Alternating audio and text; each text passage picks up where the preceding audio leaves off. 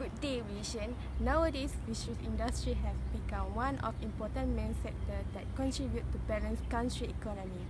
Year by year, the fishing method have becoming more efficient and modern in line with our country development.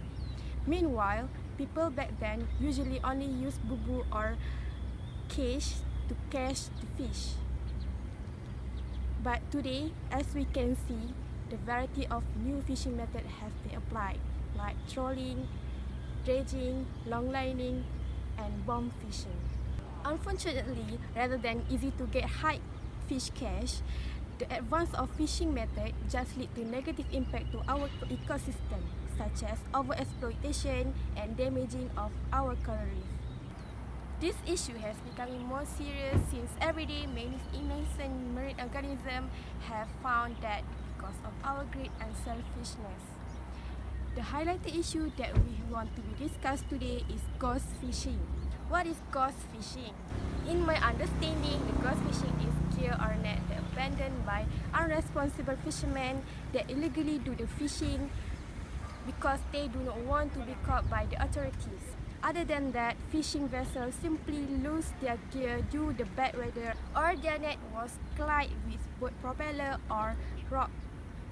In addition, more than 650,000 marine animals, including dolphin, whale, seal, and turtle, were found dead or severely injured in that net. The problem has to be fixed, or our ecosystem has threatened. Let's find a way to fix it by make the big step from yourself.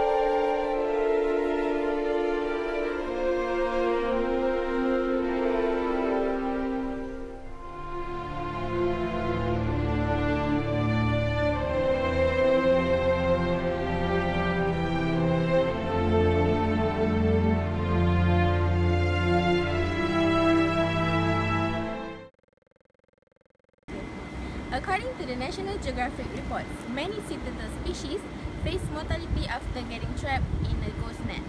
Now, most of the species have been classified as vulnerable or endangered species by the IUCN Red List. So my question is, what is the most effective way that has been done by the NGOs to condone these problems? Now, to answer my question, I have here Ms. Rashaukina from the founder of Ghostfishing Foundation. Thank you, Nasha, for having me today. As a part of NGO, we the Ghostfishing Foundation would like the viewers to know that the Ghostfishing Foundation is an organization that is created by a group of divers. We collaborated with various groups, local groups around the world of technical divers, and we use manpower to remove lost fishing gears or ghost nets in the ocean, because we know that the possibility to find it or suddenly appear will be very little.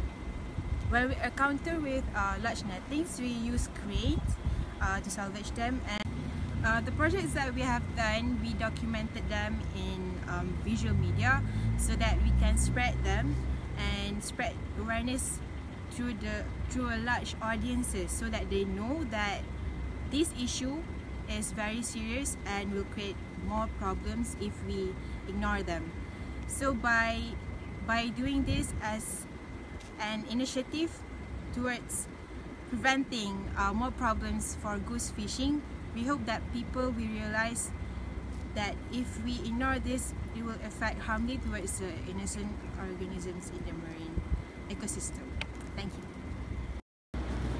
As mentioned by the Mission Blue, and I quoted, literally hundreds of kilometers of fishing net get lost in the sea. And due to its nature of the material used, the fishing net will probably be fishing for hundreds of years. So, in order to combat this problem, what are some of the precaution steps that have been used or applied to the fishing gear so it could reduce this problem?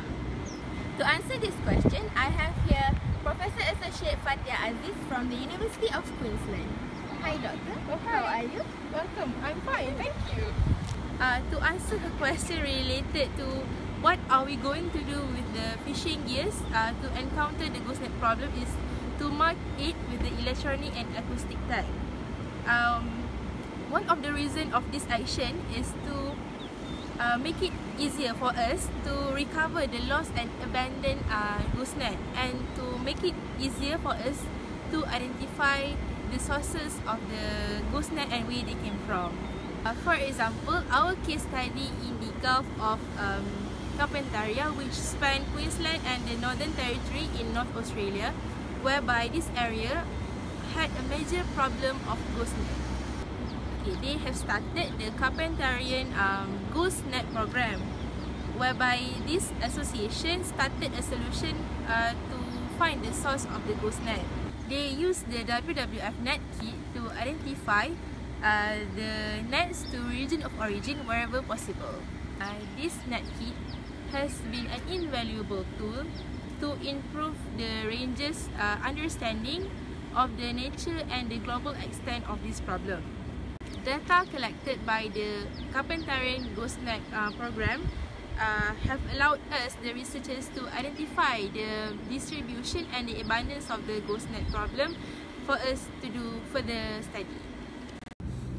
We were informed that fisheries industry are one of main contributors of nation's economy. As modernization occurs, the fishing technique also change and adapt for increasing the catch efficiency. But unfortunately, these changes also led to negative consequences towards ecosystem, in this case, ghost fishing. As elaborated by Professor Associate Fatia and also the founder of Ghost Fishing Foundation, GRAS, indeed, these problems were rose and caused by us, human.